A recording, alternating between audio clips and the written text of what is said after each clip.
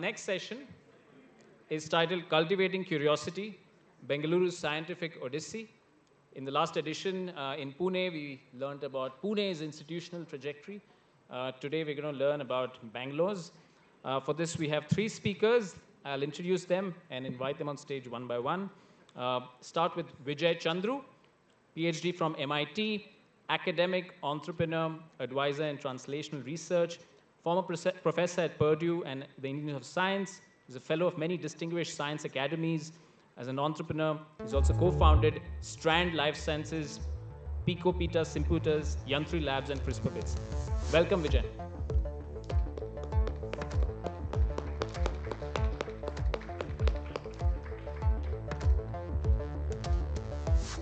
Second, we have Mr. Aromar Revi, founding director of the Indian Institute of Human Settlements, is an alum of IIT Delhi and Law and Management Schools of the University of Delhi. He's a global practice and thought leader, an education and institutional builder, and he has 40 years of experience in sustainable development and public policy. Welcome, Mr. Aromar Revi.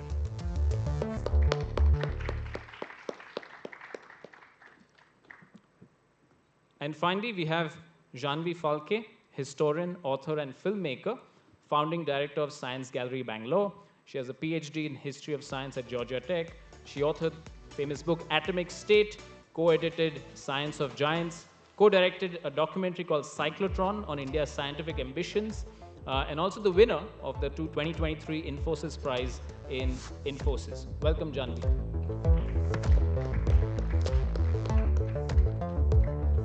May I invite Professor Rakesh Basant to welcome them with some stoles.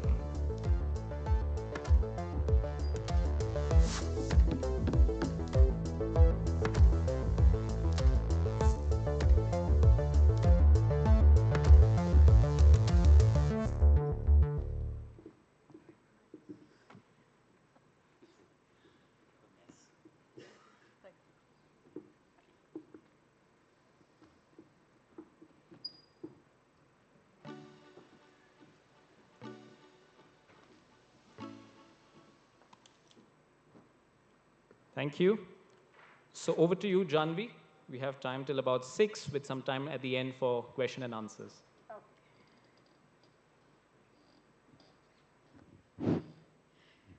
Good afternoon and welcome everyone. This is an interesting panel for me, not only as a historian of science and technology, but also as a new Bangalorean in a sense. I've been here for 7 years now, so I don't know to what extent 7 years counts as new.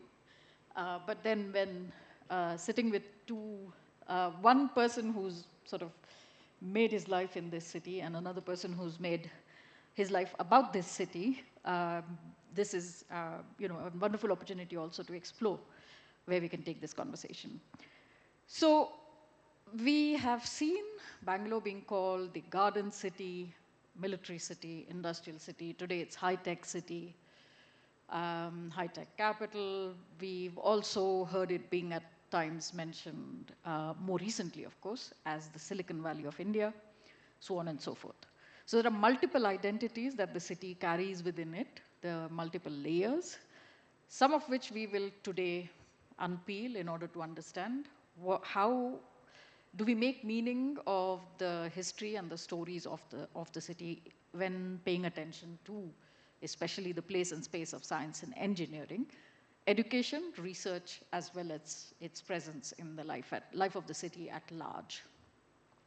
So one idea that we hope to explore in depth is looking at Bangalore as an exemplar, an Indian exemplar, a specific and particular exemplar of a military industrial academic complex. This is an idea that we are also exploring at the gallery, at Science Gallery Bengaluru, at the moment in an exhibition called Sci-560, Science in the City.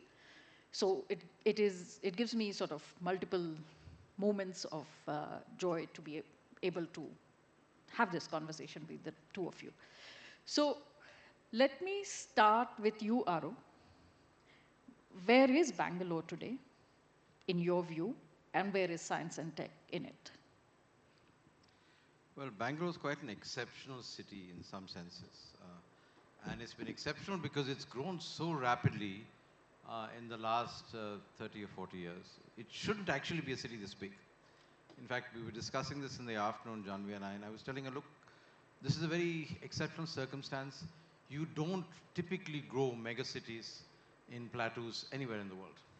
Actually, there are maybe half a dozen cities in the world in plateaus, because plateaus are typically high mountain or relatively high areas in which rainfall is relatively small. So if in the past, it would be difficult to build a city because there wouldn't be very much of an agrarian surplus and all that kind of stuff that's there.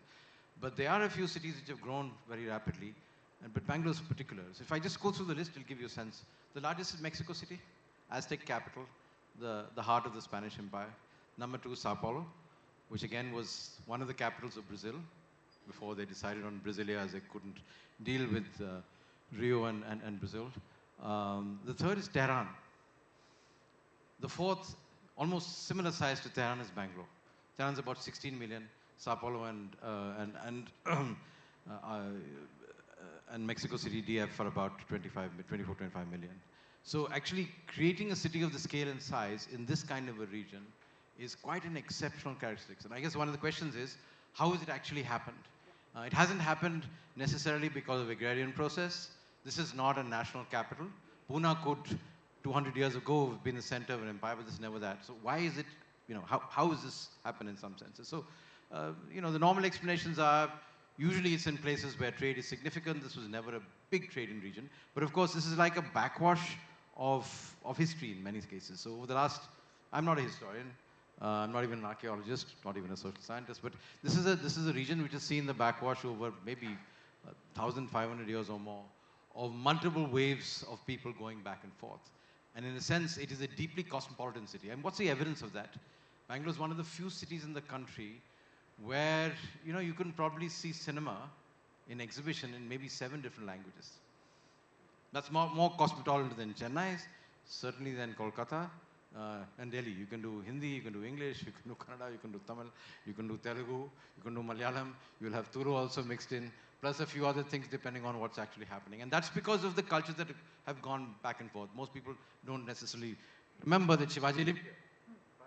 The Maratha Empire went back and forth. Many things happened as far as that's concerned. And that has influenced what this place is and the culture of where it actually sits and functions. But that's still not enough to explain why we've seen this rapid growth and expansion. And the 3 or 4 reasons that you can look at that, the most obvious one is a large amount of accumulation of capital. So most of the other cities actually have a strong financial sector. So if you look at at Sao Paulo is the financial capital of Brazil. If you look at Tehran, it's the capital of Iran and Azerbaijan. Bangalore has no financial capital inside it. That's not the strength. It's all in Mumbai or it's somewhere else. So it's not finance. So if you're thinking like a growth economist, you say, okay, land is not the story here. Capital is not the story in some senses. So it has to be the other two parts of the growth equation. I mean, I'm being simplistic here, fine. It has to be people, fine, and people and institutions. And then what we call total factor productivity, which is essentially science and technology. And in some senses, I think that is part of the answer to why this rapid growth is taking place. You have this primate city sitting in a region where if you turn off, Mandya farmers turn off the water, or if we have an oil crisis, the city will stop functioning, fine? Because it's dependent on resources and flows that come from elsewhere. And it's only its tremendous value added, which is very, very dramatic compared to even the 80s, that allows it to effectively trade in and out of the region to enable this kind of stuff and bring in maybe 100,000 or more, we don't know actually, the census has not been here, 100,000 or more, maybe 200,000 expatriates in this city. Like the great cities of the past, including Hampi. Hampi would have had a large population of, within quotes, expatriates at one point of time. We don't know exactly what is happening there. So one of the explanations is this thing. It's about people, it's about institutions, and particularly it's about the role of innovation, science, and tech in making that happen. And this is not a new story. It goes back at least a couple of 100 years. Again, we were talking this afternoon that it's kind of ironic that not so far from where we had the air show a couple of days ago and had a couple of weeks ago, and had all the congestion, one of Tipu's major armories, which produced the rockets that we used in 1791 against Cornwallis, were actually produced there. I mean, they're within 10 kilometers of each other. So I guess the question is there a continuity in history, or these are all ironic, randomly connected facts that, some people put together to build a narrative? So I leave it there, and I'm sure that Vijay has an interesting take on, how this plays out, especially in the IT and the whole range of other things. Yeah. Yeah. No, absolutely. I mean, and as this audience probably doesn't need reminding, Tipu's rockets were the first known use of ballistics in warfare. So it was a fairly advanced use of, ballistics, use of tools of warfare. And the Bangalore torpedo, which grew out of that, developed at some point by the Madras Sappers and today the Madras Engineering Group, used it. And for those of you who haven't yet met the Bangalore torpedo, you might have seen the movie Saving Private Ryan. And at some point, Tom Hanks shouts out, "Bring out the Bangalores, bring out the Bangalores." And those are the Bangalore torpedoes, the technology of which was developed based on Tipu's rockets, mediated through the Madras Sappers. And, here we are today. But over to you, Chandru, to now sort of, bring granularity to this story, specifically from the perspective of science and engineering. Where is Bangalore today, and why is that? Yeah, sure. Thank you. Thank you very much. And I think Aro has set an interesting stage and a question of why Bangalore. I could take it in several directions, but I first want to point out that what was just talked about, Tipu's rockets, the reason why they were successful was because of alloys and metallurgy that were locally developed that could pack a whole lot more gunpowder, right? And so these rockets could shoot over a kilometer, where pasteboard rockets from China could go maybe 100, 200 meters, right? And so the Cornwallis battle was really won simply because of the range that was possible because of metallurgy. And it's really interesting, I was talking to Jahnavi a little earlier, how the archaeological digs in Tamil Nadu have suddenly shown up, possibly that, that area skipped the Copper Age and actually went directly to the Iron Age because there was ability to smelt iron ore and be able to make iron, which actually required very sophisticated fuel, various bellow techniques, and so on, because you have to go to much higher temperatures to actually smelt iron. So metallurgy, may be part of the secret of Bangalore. I think if you recall, I think J.N. Tata actually wanted to establish an institution that could help with his industry in metals, right? And therefore, the whole idea of creating the Indian Institute of Science was really to create a college of metallurgy, right? And of course, it expanded into many other things, and we remember, C.V. Raman and optics and so on. But, again, there's a strong connect with metallurgy, right? The Bhadravati Iron and Steel, and, there's, which was a creation of Sir M. Vishveshwaraya, right? And I was telling Jahnavi again a little earlier that I was an 8-year-old attending the centenary of Sir M. Vishveshwaraya in Lal Bagh at the Glass House, right? And to me, it always seemed that this is technology city, right? That it was always at the core of this city. So, so I think, I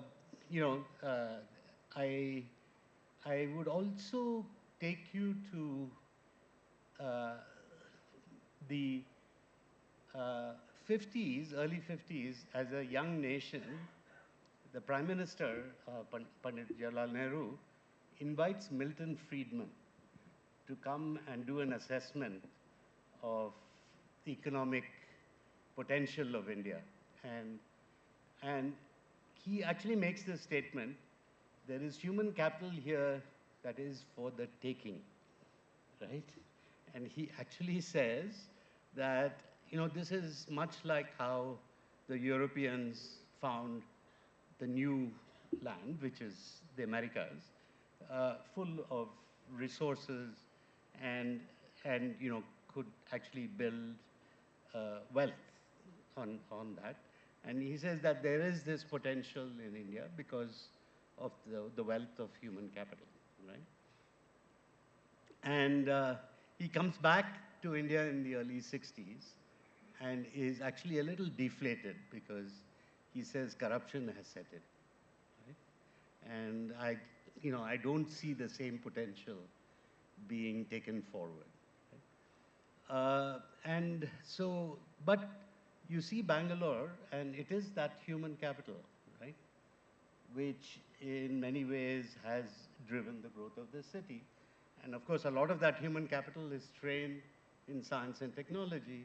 And in the 80s, it was Texas Instruments and Verifone and all the chip design companies coming in because they could find the technical talent here to actually produce that. And it was really the multinationals who discovered this talent and leveraged it, right?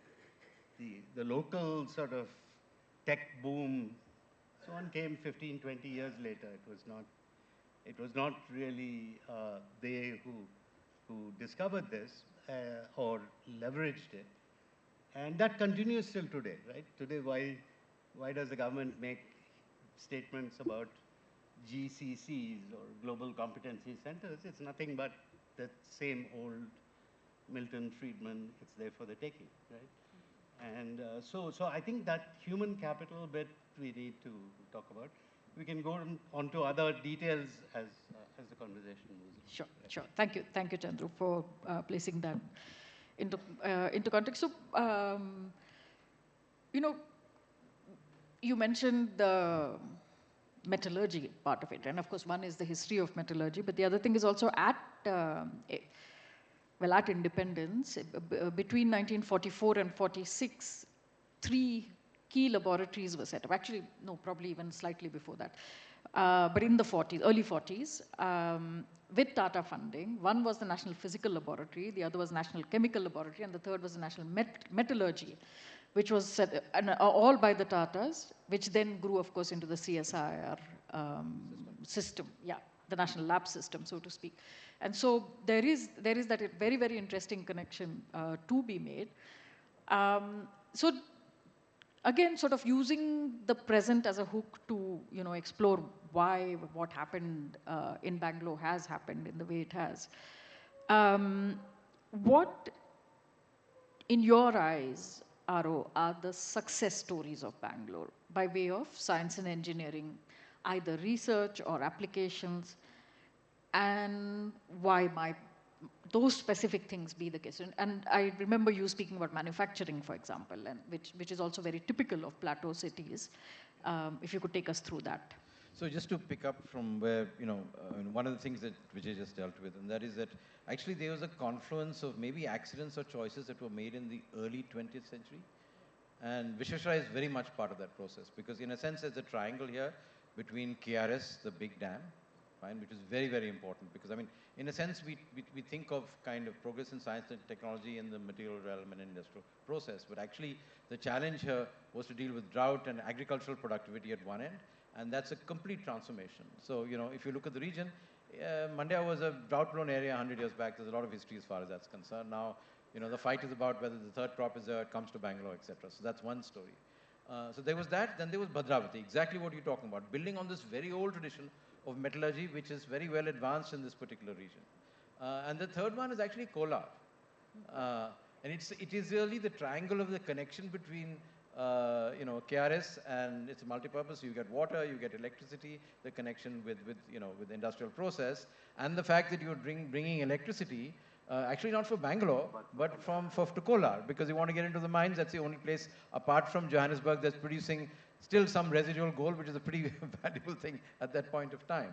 And Bangalore gets mixed up in the middle, And it used to be there some years ago. I haven't seen it recently. In the middle of the city, the first distribution center, which makes the city the first electrified city in this country. Even before Mumbai and many other places. So it's a mix of choice and accident. So that's one thing that's there. So there's this whole thing about, what Janki talks about in terms of her work on the Mysore modern, etc. The idea of modernization using industrialization and agriculture at the same time, picking up on both those things, right? So that's one thing. The second thing is the ability to be able to, and this was an accident, the Indian Institute of Science needn't have been here. This is a big counterfactual. The big counterfactual was, it was a toss-up between here and Roorkee. And Roorkee almost won. And imagine what North India would have been like if that happened, or what ISC would have been like if it happened. I mean, both ways, you have an interesting set of conjectures as far as that's concerned. So it landed here, and I think the confluence of these processes over a long period of time led to the creation of the base on the S&T side, plus many other things. But there was also another set of accidents which are historical, and that is the war essentially brought the Western military-industrial complex into the heart of this of the city, primarily because the Japanese were in the Andamans. They had done, they had gone and tried to do something in Calcutta. They had shelled Chennai, etc. So Mountbatten's headquarters was here. The reason that HAL is here is because Walchand Hirachand basically set up HAL here because that was part of first maintaining Allied aircraft and stuff for the war, and then building out our own capacity to do that. So the aerospace industry came here through an accident of fate. I mean, it was nice. It was far from the bombers. It was quiet. It was nice. It was, it was a clean environment and stuff like that, which a little bit like California. So that, in a sense, created, and these things came together. The other accident, not accident, I think the choice was when Vikram Sarabhai, and then later, much more critically, I think Satish Dhawan, people in the room might actually know and understand that, actually situated ISRO or its predecessor here. It's kind of a little bit of a contrarian idea, just like Baba actually making sure that AEC was set up in Mumbai as far from Delhi as possible, so that you can actually manage it without too much interference and you only have to answer to the Prime Minister. So those confluences of processes, and there's an entire sort of continuity between these trends with Sarabhai in the middle. So you have, ISRO, not ISRO, you have TIFR then leading to NCBS, and NCBS's connection with the entire, BT industry. So there are a whole range of different pathways that have created a set of institutions here in this city, which are both in the CSIR and the public science tradition, anchored around ISC and a whole range of other things as far as that's concerned, including in energy and whatnot. Also in the sort of much more applied kind of space that's there. And in fact, if you look at the converse, and that is, do we have great social science institutions in the city? There is a question mark in that space compared to other parts of it. And again, I'll take you back to something which I think was an unintended consequence. So if you go back to the conversation between Vivekananda and Jamshedji Tata, that famous one on that boat to San Francisco, his kind of vision was that the Indian Institute of Science, what became the Indian Institute of Science, was actually going to have a very strong capacity in the social sciences, in the humanities, and most critically in psychology. That's what he sold to Tata.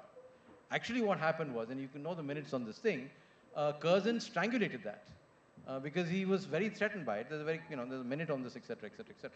And as a result, you have an Institute of Electro Metallurgy, which also aligns with the Tata commercial purpose in some senses, that emerges. So, there are these sort of intertwined processes that have, in a sense, created these opportunities, and a whole set of, let's say, entrepreneur, very, tremendous leaders who actually use those things, whether it is in the IT industry, BT industry, or even in the computer trade, or to actually make it work. So it's a mix of all of these things in some senses, at least in my limited view. Yeah, no, fabulous. In fact, Barjar Pacha, the sort of slightly eccentric character who, on behalf of Jamshed Tata, was trying to put together the design for the Indian Institute of Science, his blueprint was based on the Johns Hopkins University. And so medicine, law, humanities, psychology, as you very rightly That was the first German sort of replication in the US system, that eventually led to the R1 universities and built out, Exactly. So the Humboldtian University, right? Exactly, like the research-based teaching machine. And of course, what we have, thanks to Curzon and the Universities Act of 1905, a much more truncated version that then was suitable for the Tatas, but actually was not a threat to empire, so to speak, right? But I'm going to sort of, again, like we're going back and forth in time, but trying to identify various aspects in science and engineering and its sort of various lives. To just add a footnote to what you said about the Department of Atomic Energy and Tata Institute of Fundamental Research having its presence in the form of National Center for Biological Sciences here. There's also the Center for Applied Math and the International Center for Theoretical Sciences, both again which are TIFR babies, which are, or well, one should say offshoots, not babies, that are also present in the city, participating in this landscape, right? So, Chandru, I'm going to turn to you, and while of course I'm sure you will have much to add to this because you have been teaching at the Indian Institute of Science before your entrepreneurial career, and to which you have actually returned since. I'm going to start you off, though, on an observation which you made a while ago because of my privilege of getting to interact with you over time, is the specific circumstances under which the 5 major public sector units came to Bangalore immediately after independence. So in a way, we know that because of the Indian Institute of Science, the city and its people were ready for those kinds of large units. But that didn't mean that that would naturally actually happen. But it did. So again, could have been Roorkee, but happened here. So more on that. Well, first, I just want to make a little footnote here that, when you talk about the TIFR institutions, including NCBS, they all incubated at IISc. Right, so in many ways, the mother node is still is IISc, and so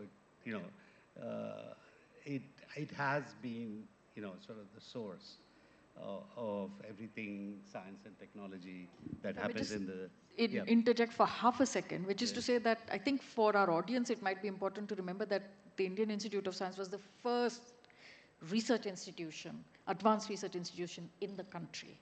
And that's why this matters. Yeah. Right. So 1909. So right. So and I think as far as why the public sector units came here, I think, as I said, there's always been a sort of an orientation towards technology, partly perhaps going back to Sir M. But maybe for other reasons as well. I mean, clearly the royal family, I think a lot is said about Vivekananda and Jayant Tata, but, the fact is, who actually gave the land, the resources, and, built the institution. And, and I think what is not so well known is that even to complete that, the main tower, the Queen Regent had to give her jewels, right? And I think King Rajendra IV actually made a statement that, that this institution,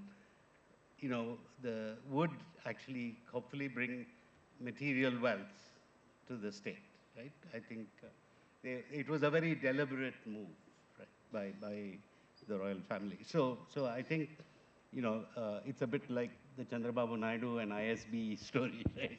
So so right. So, but anyway, the question of how, why public sector comes here, well, the state was ready. I mean, if you look at the cadre of IAS officers who all were involved in nation building soon after independence, and you see the number in Karnataka who are actually specialists at industry and at administration of industry, there is actually a tremendous strength here. The second is, of course, for some reason, Pandit Nehru realizes that there is this potential in Karnataka.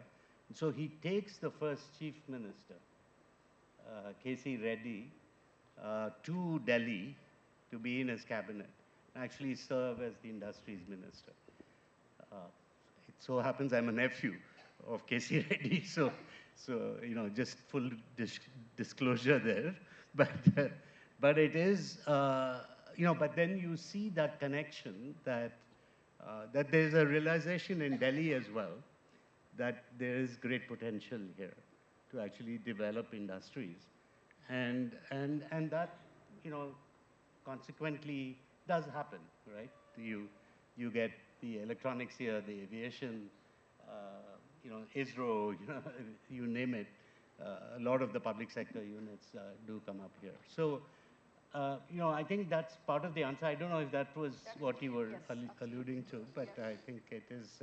But I think that whole ecosystem here was strong, right? No, but there was some misses or things that really didn't fructify. For example, I mean, HMT was very important to industrialization and the creation of industrial estates here. Pina, comes out of that tradition. But today people have forgotten HMT, and that legacy is lost. Excepting maybe for an echo in Titan, and people look at Titan not as precision manufacturing, India's challenge to Swiss manufacturing, but as a jewelry company now. It's much more than that. So that's, I think, a lost trend in some senses. Of course, what we often forget is that industrialization came to the city pretty early. Of course, maybe 20 years later than Mumbai. So I think Binny Mills is about the 1880s or something like that, of that kind. And you find the echo of that in the city today. Most people don't realize that the single largest employer in the city actually is the textile sector and not the IT, BT, etc. Because much of it is in the informal sector, much of it is in garments. But that's the older echo. But I think the good thing for Bangalore is much of the industry that we've had here has been relatively clean.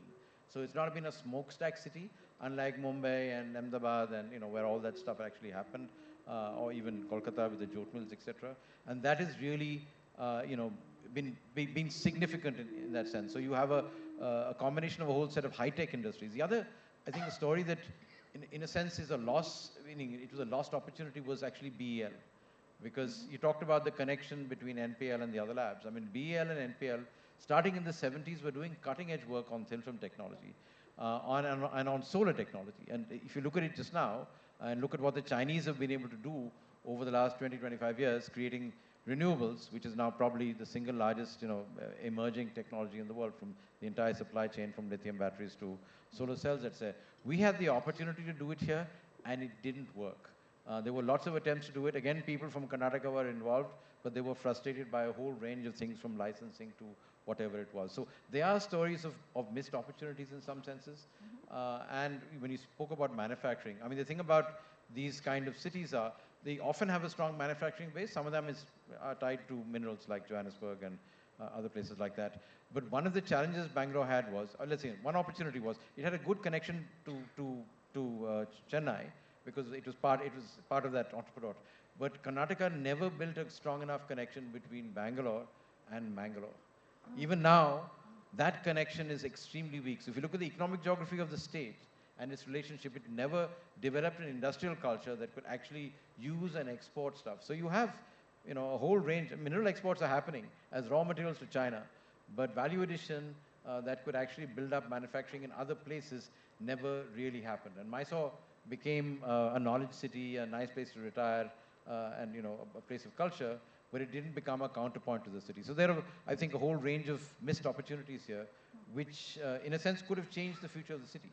I mean, the city would have had, or should have had, a large electronics manufacturing sector. It had beginnings of that, but it never took off.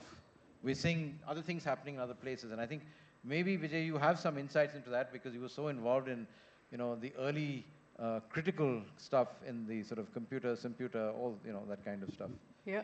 To add a footnote to what he said, and we both look forward to your answer to this question, because the precision manufacturing industry, as you said, Hindustan Machine Tools made lathes and milling machines and those kinds of things for Indian industrialization, but then the precision manufacturing in watches, which is what some of us of a generation remember, also spilled onto the city in different ways, such that when the first satellite had to be launched, and the work was happening at the Indian Institute of Science and ISRO at that point in time, the circuit boards were printed by a watchmaker, right? And that was because the city had watchmakers who were able to do that kind of thing. So over to you. Yeah, no, as far as the missed opportunities, I think that leads us into this what Jahnavi mentioned as the military-industrial complex, right? And a lot of the missed opportunities are really there. And I think the fact is that there's been a good collaborative effort between, let's say, the defense research establishments and and academia but the involvement of industry has not been that organic with and if it had, I think we would be seeing a very different sort of development of the industry. And just to particularly put Bharat Electronics in perspective here, when we developed a 7-layer motherboard for the computer, and it was touted as the innovation of 2001 by New York Times, there was no real energy that we sensed from the defense establishment to really say that there was energy at the very top, right? So if you, General S.S. Mehta or Arun Singh understood that here was a possibility to actually have control over computing with our own, technology and be able to make our military, in some sense, a smart military, right?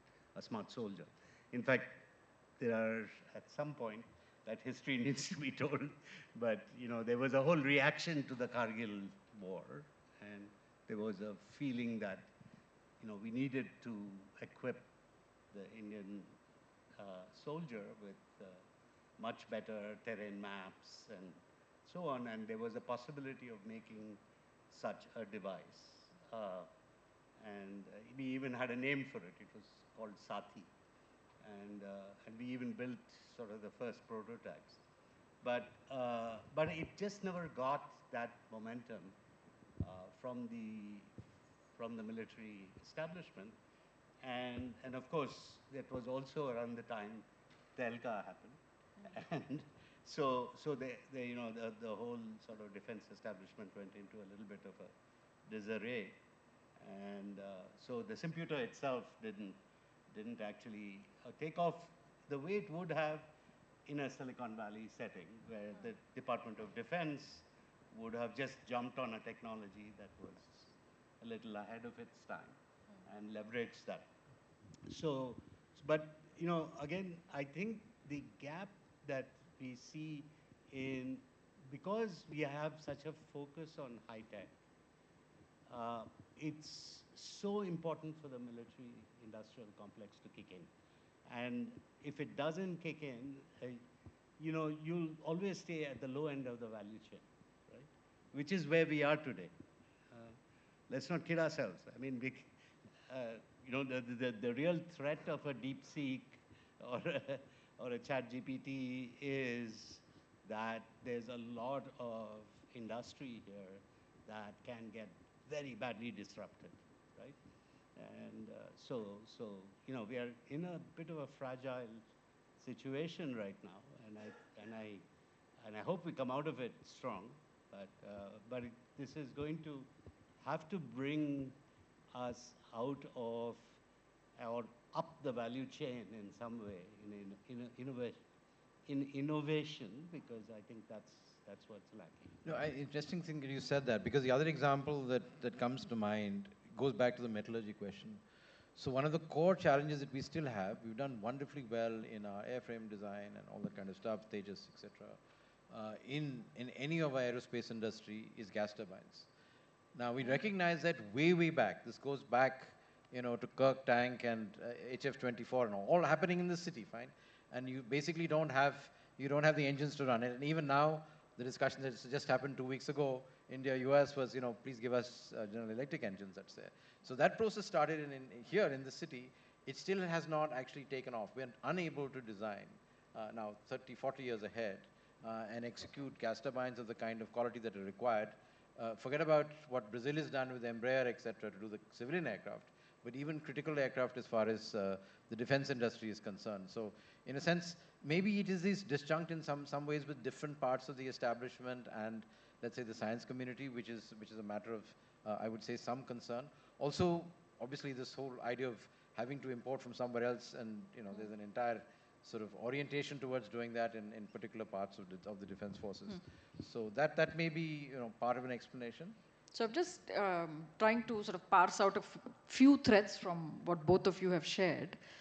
So if you look at the 1940s and the 1950s as well, the military industrial academic institutions of the city are fairly enmeshed, right? With the space organization, with DRDO, the public sector units, with BEL working closely with defense establishment, so on and so forth.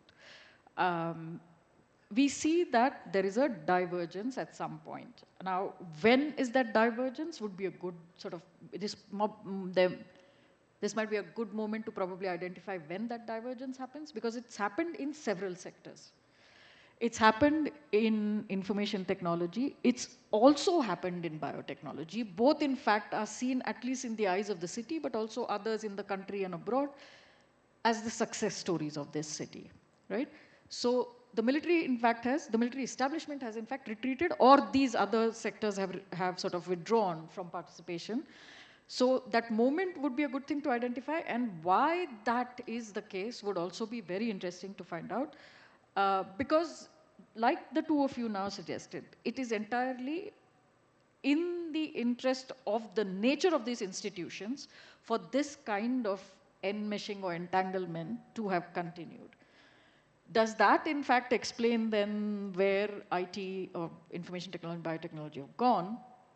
Or what is it, right? Like, does that, so as a historian, but that would be sort of the interesting question to ask. But that having said, also a footnote, you called him Sir M, which reminded me of Dame M in James Bond, which is an interesting sort of characteristics to give him. And I'll come back to the question of the divergence, but also take us back, and then we are yo-yoing a little bit back and forth. But I think that there's good reasoning behind it. There are three critical divans, right? Like I mean, Sir M, of course, is important. There's Mirza Ismail, and there's Sheshadri Iyer. So some of the key decisions around the dams, the Kolar, electrification are taken under their sort of divanship, so to speak, or under their premiership. And so there is also the interesting story of how a princely state developed at a sort of slight remove from the empire, the Indian empire, so to speak. And so there are consequences to that too. And how does that play out would be also an interesting. And Janaki Nair, of course, has given us two fabulous books about Mysore modern and Bangalore's 20th century, to look at. In fact, she will be probably the best person to speak about this. She also has an incredible story about the real estate story in Bangalore. But if I may ask you to say a little bit more on when you think that divergence happened, and we can return, of course, to the divans at a later point, but when that divergence happened, where in a way that either defense removed itself from the equation or the other two removed themselves from the equation, or what's your take on it? So, I mean, this is difficult to say because, a lot of this is kind of, is hidden behind curtains in some ways. But I would say starting somewhere in the 70s, partially because defense post-71, most of our acquisition turned towards Russia, very clearly, right? After what happened, in the Bay of Bengal and all that kind of stuff. So, I mean, not that we were importing significantly. Before that, we were doing from the UK, a little bit from France, a little bit from Germany. It's kind of eclectic. And there was an attempt to build your own industry, but it's very much in the public sector mode, not doing very well. So there was a clear turn towards the Soviet Union at that point of time for most things, all the way from, whatever, nuclear to whatever. The works. So that was one critical part that's there. And a lot of the focus then became indigenization. If you look at the HAL lines of manufacturing, many of them became indigenization. of either Russian aircraft or French or whatever it is. So that's, I think, one part of the story. Of course, the ISRO story goes on a different track because the integrated missiles thing went off in its own direction. It had its own momentum and whatever it is. So that's, I guess, one part. The second thing, I think, is basically the IT industry and the other entrepreneurship processes in Bangalore took off in another direction which was completely unexpected, and nobody in Delhi or anybody else was actually watching, and it did what it did. And it went all the way through Y2K and whatever. So there was an exponential growth which was uncontrolled in some of those spaces, which nobody had any sense it would actually happen. It was not planned for. It wasn't in the plans because many of us were involved in the planning process. It just happened.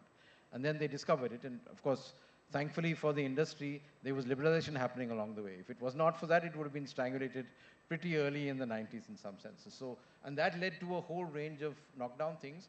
And also, if the liberalization hadn't happened, all the 400 or whatever R&D centers would not have landed here. They started coming in the 1s and 2s and 3s, like Vijay was saying, with TI and Bosch, and we know the whole story as far as that's concerned. That shifted the nature of the orientation of workforce. I mean, again, Vijay was, I guess, in and out of ISC. I used to spend some time there, starting from the 80s onwards. The orientation of the ISC itself towards entrepreneurship transformed itself.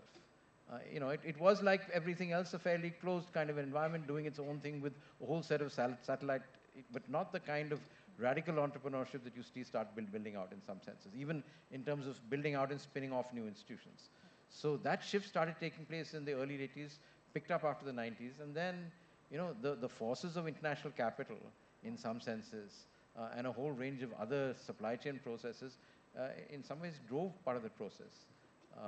Along with the fact that, like Vijay was saying, that there was a state government that very often, not always, tended not to come in the way.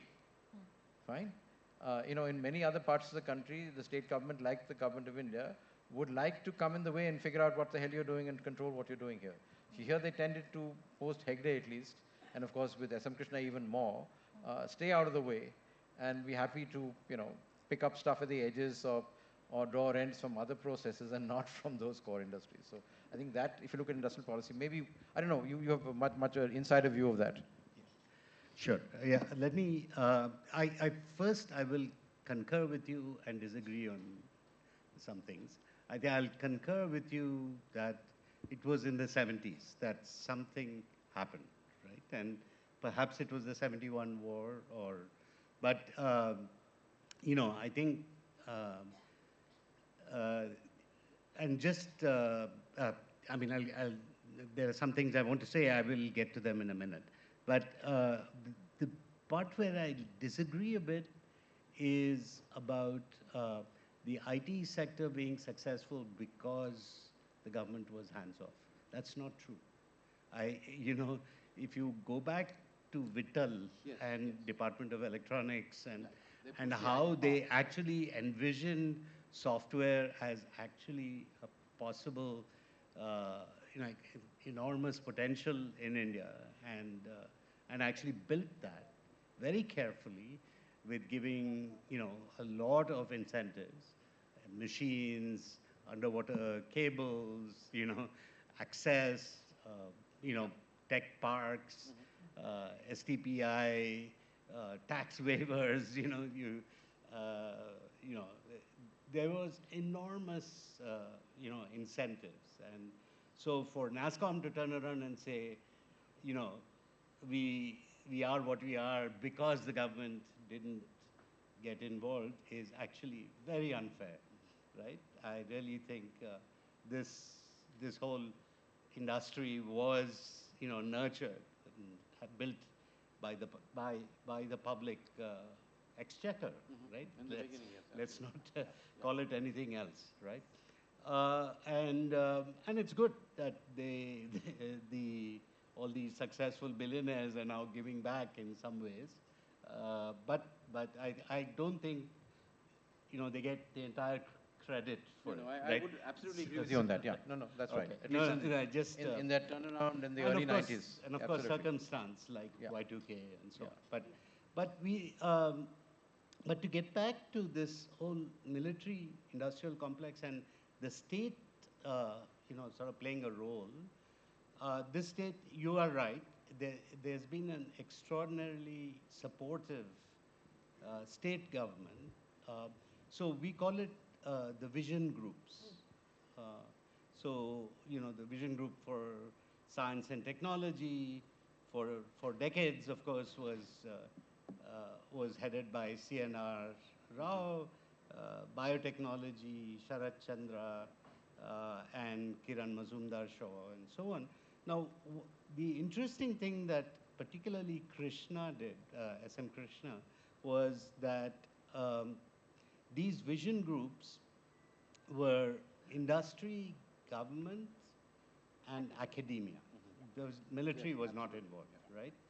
And the secretary was given instructions that we are there to help execution, right? And that the academics and the industry guys would actually drive the policy, and the bureaucrats were really there to help in the execution of the policy. And the chairs of these vision groups had direct access to the chief minister. And that is true even today, right? And so this is a really unique state in that sense, that you actually see this very coherent working between academia, industry, and the government happening, in a fantastic way. Let's get back to military, though, because, I think, I moved back to India in the late 80s. As was mentioned, was at MIT for my graduate school, and I was supported by the Army Research Office, right, for intelligence systems or whatever. Supported by the Air Force Office of Scientific Research, supported by the Office of Naval Research. I was a professor for 10 years at Purdue University, and and technology and was completely embedded within the defense research establishment, right? There's so the whole sort of military-industrial complex, was completely permeated the higher education research sector. So when I came back, when I moved to India in the late 80s, my first impulse was to go look for the defense partners, right? So fortunately, there was the Center for AI and Robotics, which was right next to the Raj Bhavan. So I just started visiting there, and because there was a new leader, Vidyasagar, who had come from Waterloo, from Canada, I think there was an openness, right? And we actually had very good collaborations between our computer science department at IISc and the Center for AI and Robotics. But I think that was short-lived. Sagar moved on, and we moved on perhaps as well. But that never got cemented. And that always kind of left me wondering, why that didn't actually lead to a long-standing relationship that I had seen in the U.S. academic system, get more and more, because I think essentially what happens in the U.S. is that as you become more entrenched in the military complex, that you start getting multi-million-dollar centers to take some agenda forward, right? And so I think that sort of. So maybe a provocative question. I mean, Right. given that India is a low middle income country, and we're seeing, the outcomes of the advancement or the contradictions of the military industrial complex playing itself out in real time at the moment in world geopolitics, is it not a bad thing then India actually took a very different view because, I mean, we have to deal with questions of poverty and healthcare and education and stuff like that. So not having our best science and technology institutions being captured. I mean, let's say having an Amulya Reddy also as a counterpoint in ISC is so important because, you know, he spoke to the renewables option 30 years ago. Right, but remember who supported Amulya Reddy to do all that? It was Satish Dhawan. Yes, right? exactly. So I mean, there was an interesting interplay there, right, that was going on. And, you know, but I get what you're saying. I just want to make a point here that having the military industrial complex involved in academia, for example, you know, when we think about biosecurity and public health, those are two sides of the same coin, right? If you really want to have, you know, a change in public health, you know, it has to be driven by a biosecurity mindset, right? And we sort of got that during the pandemic. Not so well, though. But not so well, exactly. Not so And- well and- as many and- of and it us hasn't- remember quite Right. horribly. And not for 15 million people who walk back home, certainly. Yeah, So sure. let me kind of come back in here and, you know, kind of try to pull these threads together. You know, I mean, there's the normative and then there's the analytical, whether we Sure. want this or not. What has happened is this, Yeah. that there is a split, right? And that has implications for research agendas of what's possible in the laboratory and not.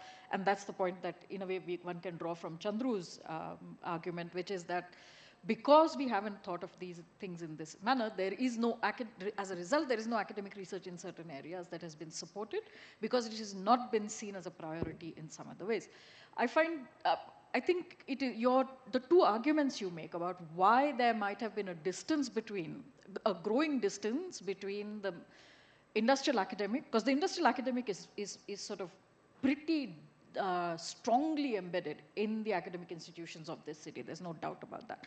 But the receding military presence in all of these institutions can be attributed to, so if you see in a, you know, and I hope not to do this in a trite manner, I find the argument that you make about India's turn towards, one, of course, acquisition of ready ammunition and equipment, but especially that it was Soviet ammunition and equipment.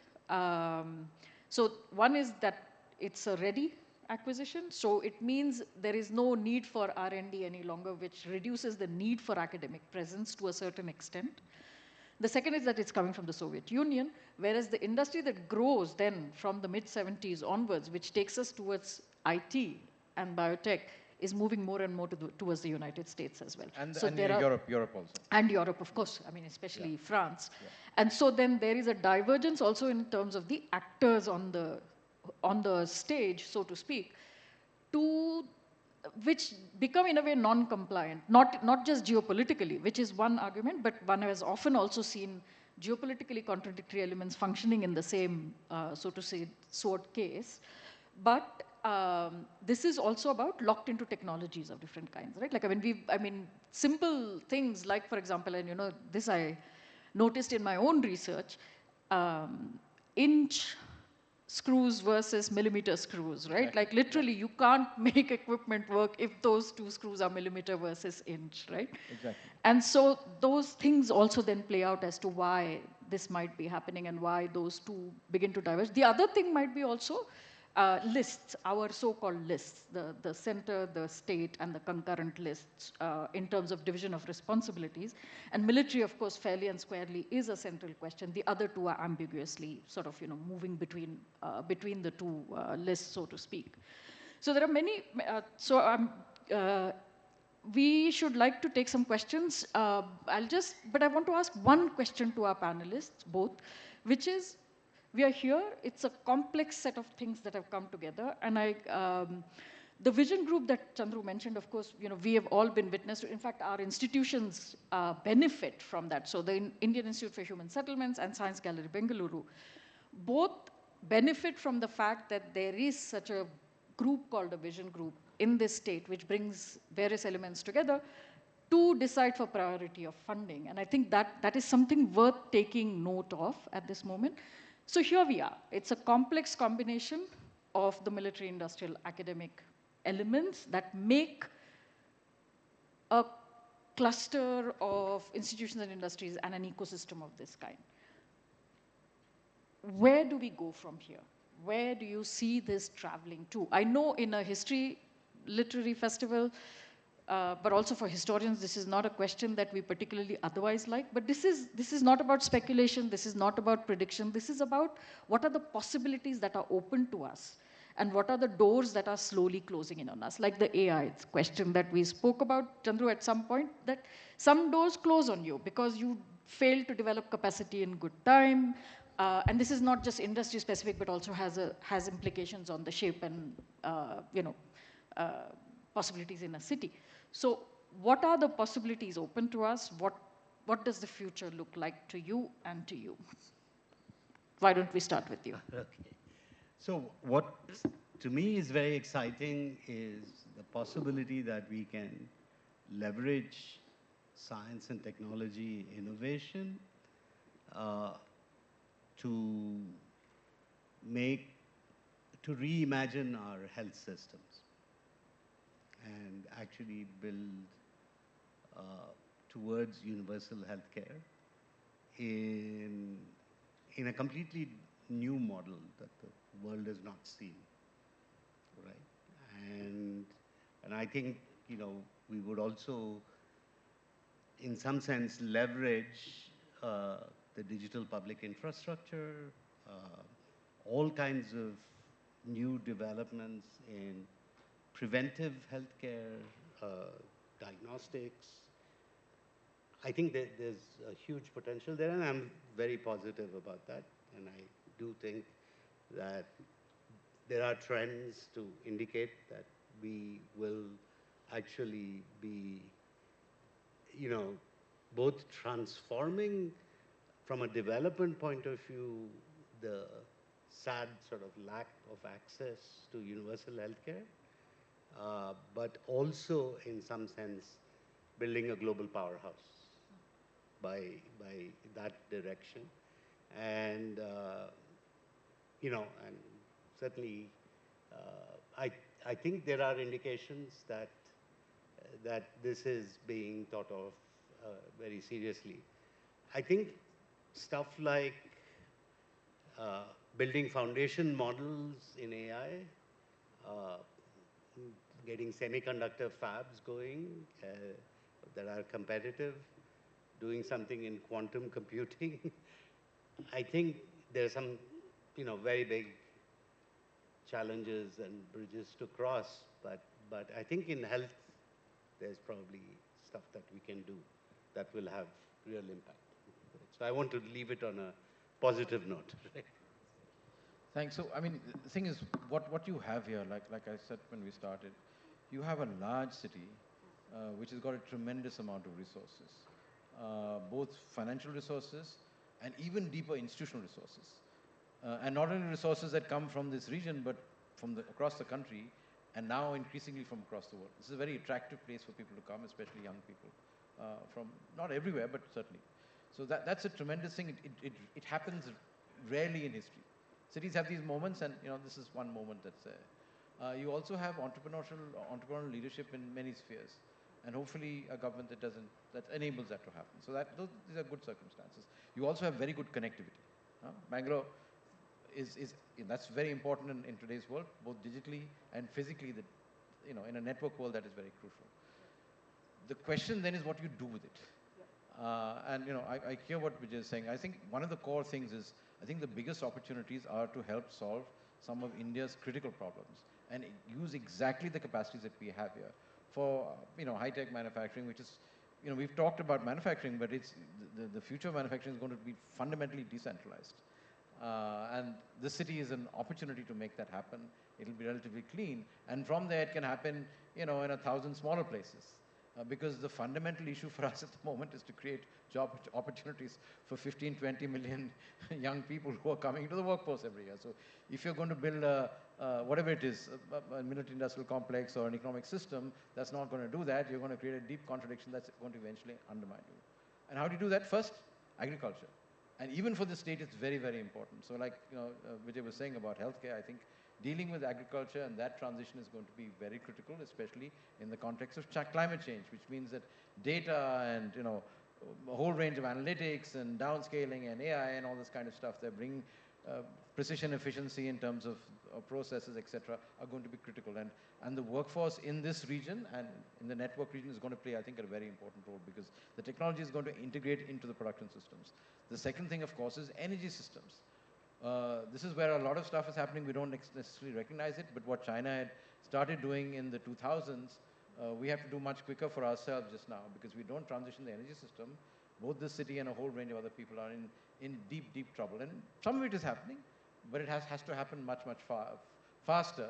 And hopefully, the experience of doing materials work in this region and otherwise can actually help that. Again, the connections are not so well built, but that's going to be essential because you can't create green jobs unless the energy system transitions itself.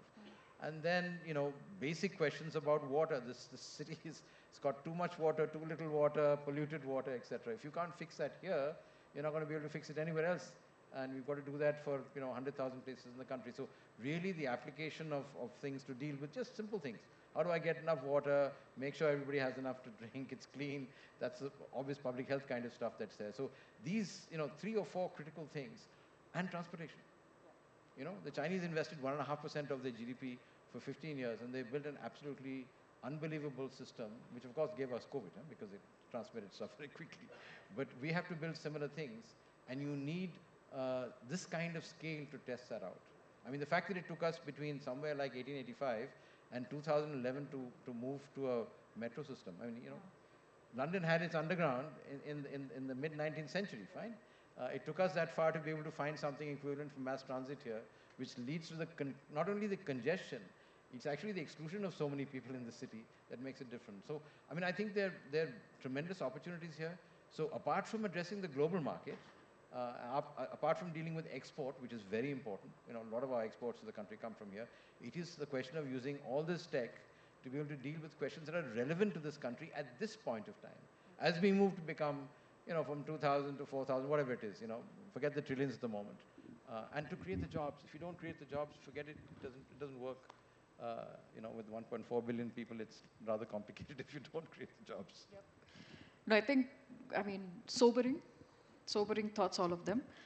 I just want to add a footnote to the two, one optimistic and one sort of challenging scenario that our panelists have built for us, is that often what I've seen, I mean, I trained in the history of science and technology only in my graduate education. Before that, my degrees were in civics and politics. And today I identify as a historian of science. And I think what happens often in the study of humanities and social sciences, and you're very closely associated with the social sciences now, you've often worked with social scientists and historians.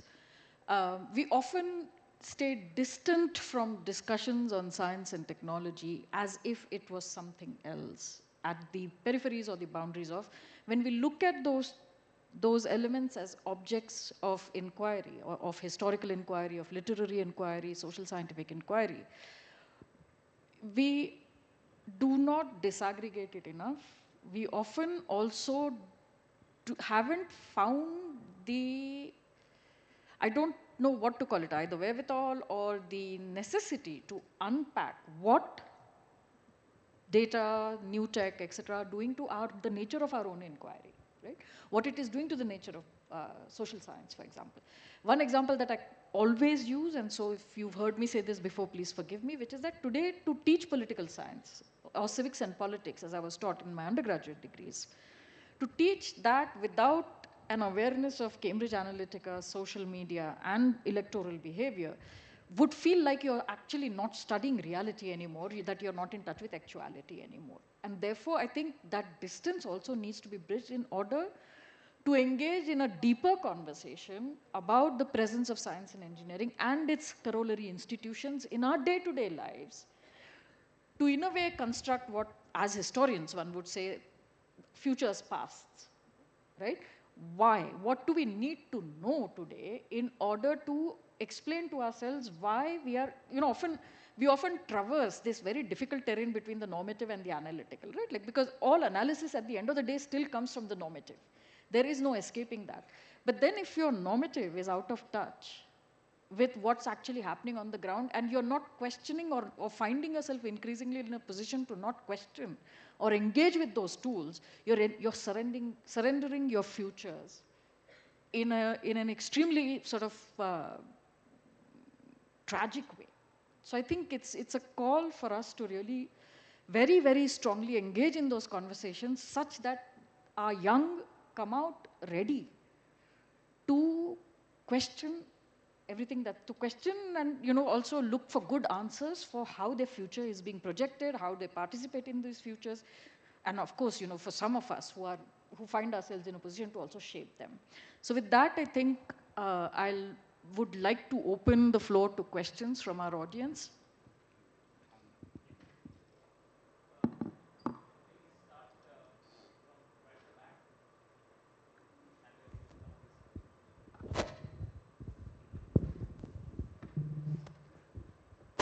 Hi. So do you think that there might be some strong reasons, as we see the history of Corps of Engineers start with Madras government approving two pioneers companies that later became Madras Sappers? So do you think there might be some strong reasons behind this? Even before the inception of Madras Sappers, two pioneers companies came. Is data insufficient to answer the question? I mean, no, yeah. So I mean, it's a question of fact. I'm not sure of the facts. Certainly, I mean, yeah. So at least I can't comment on that question. Yeah. Okay. Next question on this side. So if someone can just bring the mic on this side. Yeah. So we have 1, 2, 3, and then we come back here. So the second row. Thank you. It was a phenomenal discussion on science. I learned quite a bit. My question is, I've always been curious, right? A big section of the country don't speak English. And the language of science, whether we like it or not, is English.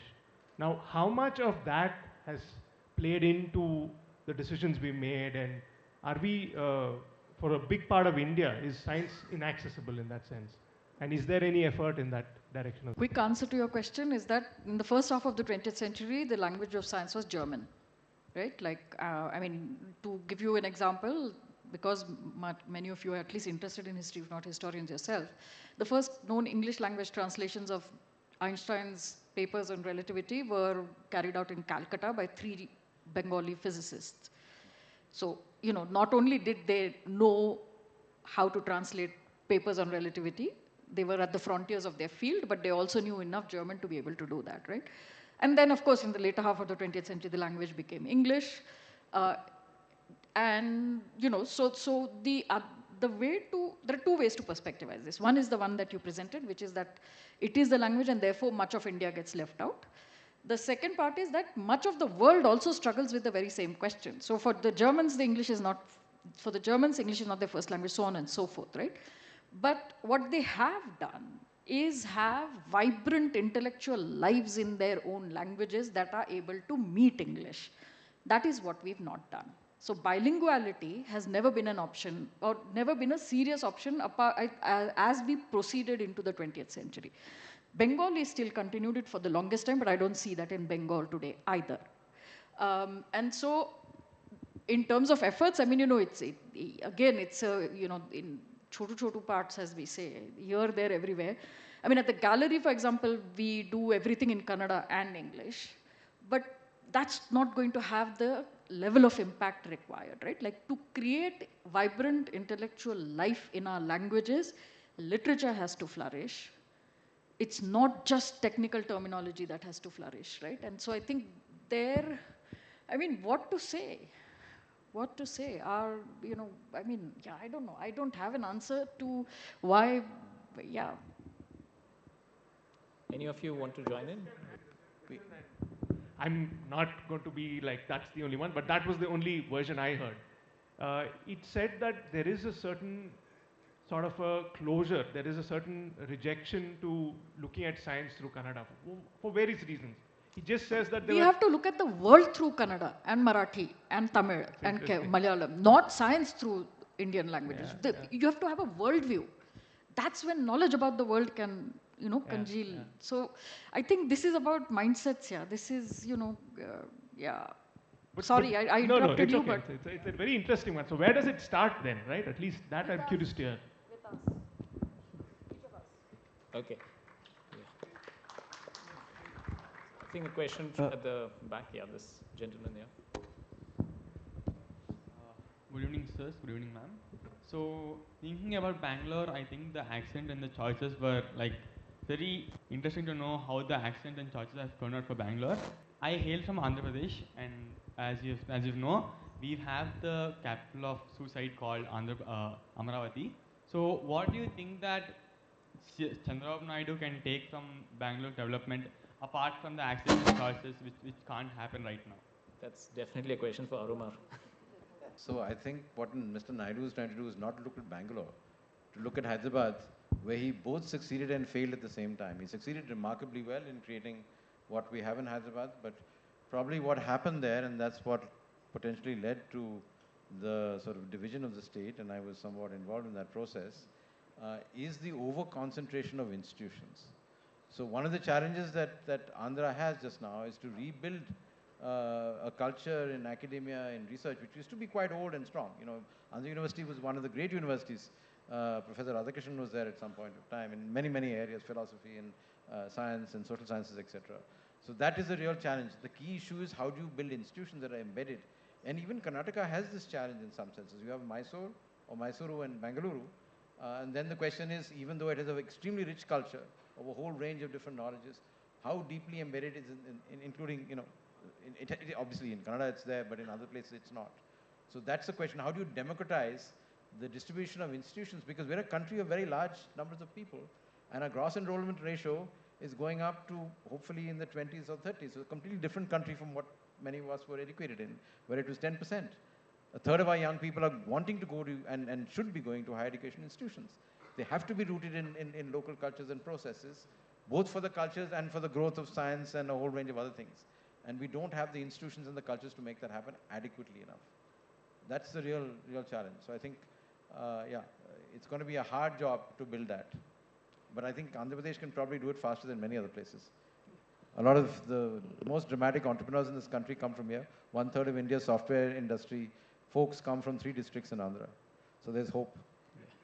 Since that question has come on Andhra, I'm going to ask Vijay actually, just take liberty out here. Since you're in the biotech sector and so on, Hyderabad and Bangalore, what's happening out there? And again, the histories, are they very different? Is Hyderabad ahead of Bangalore in the biotech sector? Is Bangalore ahead? What's the history of that? Very briefly. No. The Hyderabad was always strong in chemistry and pharmaceuticals. I think biology was always much stronger here. And of course, CCMB and CDFT and so on, there are some strong academic institutions. But really, Hyderabad was always much better poised to build in pharmaceuticals. And Bangalore was always much better poised to build in biotechnology. I don't think there's a comparison in biotechnology, right? Bangalore now has over 1,000 startups. I think we account for about 30 billion of India's bioeconomy, which is close to 150 billion. So about 30 billion comes from Karnataka. So we're in a different league, I think. But that doesn't mean the biotech sector in Hyderabad is anything to be put down, because they're doing some great stuff, and certainly vaccines and so on. You can see that Hyderabad is ahead. I mean, there's hardly any vaccine capability here, but Hyderabad has developed that. But that vaccine is somewhere, between pharma and biotech, right? But anyway, it's a healthy competition. I think that you know, everyone sort of aspires to be Bangalore or beat Bangalore, but I think it's at this point at least, the biotech sector here is a little more mature, right? Just to add the normative to the analytical, carrying the thread through the panel, is that scale matters so much. Every time I speak with my younger colleagues, Karnataka is approximately the size of France or the UK. Maharashtra is approximately the size of Germany. In this country, we need more than the competition between Hyderabad and Bangalore, right? Like, we need much more. I mean, Paris alone has 25 good universities, not just universities, good universities. Maharashtra, where I come from, let me now speak of Karnataka. We don't have 25 across the state. So there's, institutions. If you don't have institutions, it's not going to kind of, Thank you. One question from the back, one question here, and then if you have time, one more. Yeah. Good evening. Hello, Jahnavi. My question's largely about your title, Cultivating Curiosity. And I'm curious at the outset if this is straitjacketed, because much of the conversation has been about the military-industrial complex, on the one hand, and on the other, how we need to respond to major social concerns like poverty and the like, and so on. So therefore, what is the place of science for science's sake? Is it always going to be bracketed in these terms? In this context, I'd like to ask Jahnavi in particular, when do we start thinking about the term the military-industrial academic complex in India? Eisenhower uses it in 1961 in a way that isn't particularly complimentary. And Fulbright will pick up on this later. And I'm curious as to how we do this and how do we historicize and contextualize this at a time when it's very statist in India, while in the United States, it's very much Cold War. So how do we think about this? Thank you. If you want me to write a thesis on so it's not an anachronism, that's for sure, because we're speaking of broadly similar periods. My favorite example, in fact, is the Hindustan Trainer 2, which was designed as the very first aircraft as a collaboration between Vishnu Madhav Ghatge, who was the head of the Department of Indian Institute of Science, newly established Department of Aeronautics. The design is then manufactured at Hindustan Aeronautics Limited, of which he is also at that point director, a unit that is set up during wartime. And then the aircraft is used through early Cold War, right? So you have an academic institution designing it, an industrial unit manufacturing it, and the military using it. And there are threads that grow from that moment, right? Like you spoke about Koh-Tang and the design of India's first supersonic jet fighter, which again has a similar lineage that takes it back to the Indian Institute of Science, HAL, Indian Air Force. You have the Indian Space Research Organization, missiles on the one hand, space research and turbulence and fluid dynamics happening at the Indian Institute of Science, manufacturing happening in allied units around, including the public sector units like Bharat Electronic Limited. So it is a complex. And in fact, that is why we were trying to kind of parse out, in the absence of historians taking on the task of doing contemporary history of any kind after 1947, trying to parse out when the divergence from that complex happens in a manner such that the academic and industrial become a much, much, much, much stronger connection, and the military recedes away from this connection into something else. And that's why then, these arguments. So it's not an anachronism. I think it is still relevant. The Cold War is very much a part of the equation. Eisenhower's use of the idea was, of course, by way of warning, in order to open doors for the Americans to start talking to the Europeans who are recovering from war, to say that if we congeal this within our boundaries, we're not going to be able to compete with the Soviet Union in matters of science and engineering. And then which leads to the establishment of stronger funding for CERN and other Marshall Plan money for research and so on and so forth. So it is, So those were the reasons why the use of the term seems appropriate. Yeah. Now, that was sort of that was the second part of your question, right? Like, in the first part was when science for science's sake. I'll of course hand over to my co-panelists as well to say a few things. But when was science for science's sake? I mean, it was always deeply embedded in the political economy, as you know, Aro speaks of the city more generally. Not just in India, but also elsewhere. I mean, when Newton is when Isaac Newton writes the Principia, he is also someone who's capable of being the executive of the, was it the London Mint or the Royal Mint? Yeah, the Royal Mint, yeah. So, so people, ideas, research has always been motivated by ideas that sort of, are rooted in things around them. They're curious about things, but it's not out of context in a sense, right? Like, it's only in a certain context that we can ask certain questions, which is to say the context includes both how much we know, how we know it, and then from there, what is possible to ask, right? And that imagination is shaped by pretty much, so I understand that, in a way, are we able to ask questions that are not decided by contracts we are signing with industry or with military? And probably at that level, one can answer those questions. And I think, in fact, I mean, much research in India happens away from those conversations, right? Like, I mean, there are hardly any contracts. And in fact, industrial funding for university research in India is so dismal that I mean, in a way, it's an ideal meadow to be walking on, except we're not taking it anywhere. And not taking it anywhere is not to lay the blame at the feet of the researchers, but to say that there's not adequate funding, adequate horizons, circumstances are not good enough to take that freedom. Because to access freedom, one has to have resources, and those resources are actually tenuous and, moving back and forth all the time, sometimes there, sometimes not there. But you probably wanted to say something.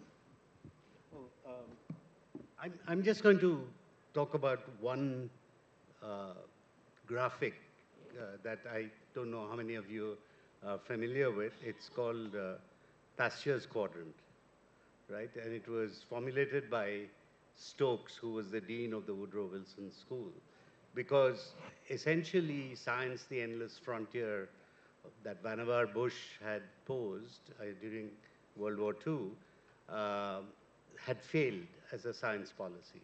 By the mid-80s, the US realized that only mediocre research was being funded, right, by the science institutions.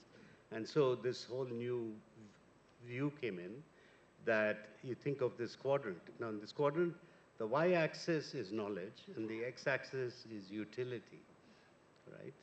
And if you just move along the x-axis, you get to Edison's quadrant. If you move only along the y-axis, you get to Niels Bohr.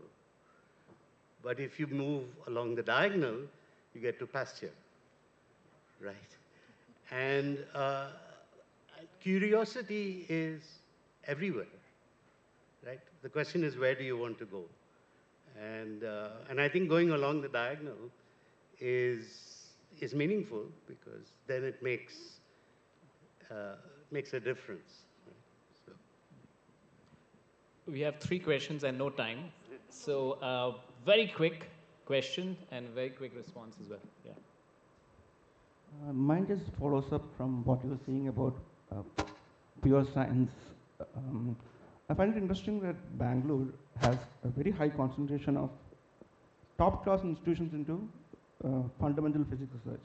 You have IISc, you have RRI, and now you have ICTS. I'm not sure any city has such a high concentration. And when you're talking about lost opportunities, I wonder if you could just talk about the Max Born episode and what kind of a loss it is. Try and envisage what physics research in India would have been if Born was given a permanent position. Okay, so this essentially relates to the last set of observations the panelists made. Uh, if one wants to solve problems of water and health and so on using the technologies that are being developed in the city, one will have to go beyond pure science of it, right? I mean, both innovation and entrepreneurship is a multidisciplinary area. So going back to the title of this panel, how is it that despite the kind of ecosystem that you described in the history, multiplicity of all institutions, why the curiosity that got cultivated in Bangalore did not have multidisciplinarity embedded in it? Why do you see, of course, there are large number of startups and so on where some of these technologies are being applied to concrete problems, but in general, one doesn't see multidisciplinarity pervading curiosity that has emerged out of these institutions. Why is that? It's a general problem across all cities. Okay. But why does it happen? Yeah. Thank you. One quick question, just very quick, very, very quick. Out there. These are great questions. You don't have to answer all of them. But we just want the questions. Yeah, just shout. Okay, so my first question would be, you know how China is getting their first sixth generation aircraft. What would this mean for Indian defense innovation? Second would be, after the recent air show, what would you pick, the F-35, the Su-57, or would you like to develop our own fifth generation aircraft? Okay. Just the last question, since a lot of talking has been done with semiconductors and AI and machine learning and so on and so forth. So can we find a sustainable path for at least for a couple of generations more, or should we draw a line wherein we can stop harming ecosystems and biodiversities at the beginning of having a path or a growth in that of AI and machine learning? Thank you, sir. Thank you. 4 great questions. Very maybe quick responses, and you can catch them outside and really get a good response from them. No, you do. No, you start with the Max Bond. Max Bond question. We'll go in order. I mean, Max Bond was here for 6 months, and sorry, he was here for 6 months, yeah, as far as I'm aware. Anyway, we have an exhibit in the gallery with. So he not just Max Born at that point of time, many scientists of Jewish descent and heritage were invited to India by different sites. So Schrödinger was invited to Allahabad, Max Born was invited to IISc, so on and so forth. But that didn't work out from what we know from the archive for a couple of reasons. One is that the English professors or the British professors did not like his presence in the institution. One, of course, he's an enemy alien. He's German. And I use that term from the archive. It's not my term. And the second, the second is, he's a very sharp person. I mean, he effectively, a Max Born there shows down practically everybody. And yeah, I mean, that's the reason why he eventually, I think he broke down at some point, given the way he was treated, and then he decided to go elsewhere. So, like many of them, in fact, Schrödinger went to Dublin.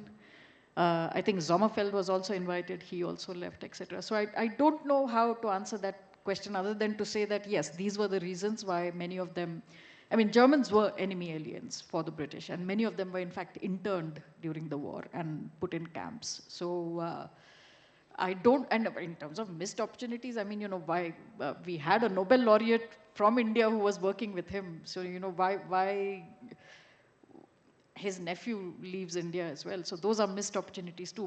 In fact, every single Indian scientist who left India and then received a Nobel Prize for their work is a missed opportunity for India, right? Like, so why does that happen? So I think, these are not easy answers to give, not because they're difficult questions, but because they don't, but one can map the specific circumstances of people leaving, but one can't say more than that to it, right? Like, other than, yeah, it is what it is.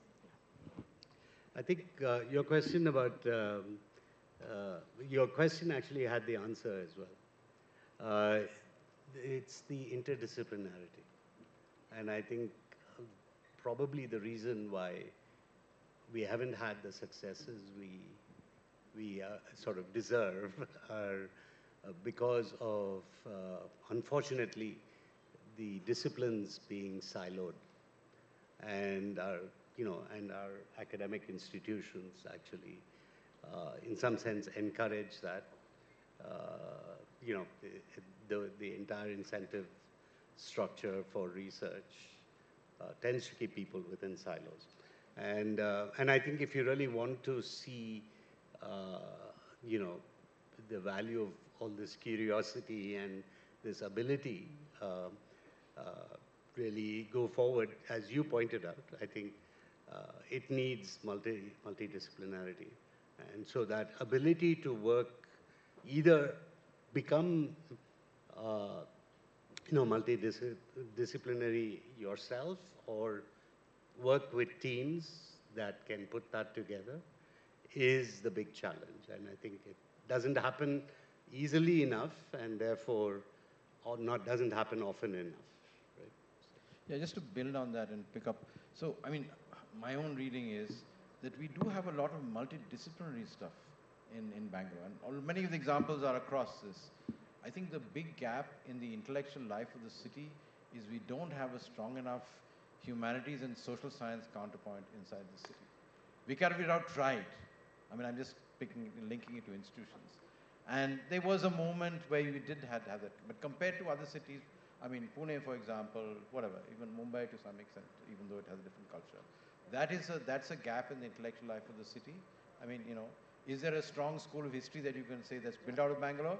I mean, I would leave that. I can't make that judgment. That would be the answer to that question. So the space for normative debate here is not deep enough, including the normative debate about what science is good and not, and how will it play itself out, and what are the consequences. Some of the questions we're dealing with. So that, in a sense, is a challenge of this particular geography. And in the 21st century, with all of the stuff that Vijay is talking about, it's impossible not to do that. But you can still have a circumstance where there's a gap in that process. And finally, to your question about whatever, sustainability and stuff like that, see, there is a set of deep unanswered questions in the urban space. So we've talked a lot about the great opportunities the city is giving you, but actually there's another story which is 5,000 years old or more, since the beginning of urban history, and that is something that people don't talk about, and that is there's always a dark side to urbanization. So urbanization concentrates opportunity, economic, institutions. Most of the higher education institutions in the world are concentrated in urban areas. Only a few places like Cornell, etc., are in the boondocks, right? Not too many in our country, very few of them. But the dark side is very important to understand, because cities concentrate poverty, inequality, risk, conflict. If you look at all the major sort of transitions, political and otherwise, that have started in most places, they start in other areas. Look at what's happened in Sri Lanka and Bangladesh in the last 2 years, etc. So we know that from history in some senses, right? So because we are not able to examine those questions adequately, and frankly, science and tech can't do that. They don't have the tools to make that happen. We're not able to answer some of the questions that Jahnavi is asking, which is in the context of, this network world and, Facebook and this, that, the other. How are things going to play itself out? We can't even frame the questions adequately. That's why the gap of these kinds of discourses in a city like this is a troubling question, and also, in a sense, an Achilles heel at some point of time. Thank you so much. An absolutely captivating session, which I'm sure has cultivated your curiosity. May I invite Professor Rakesh Basant to give the mementos to the speakers, and we will start the next session right away.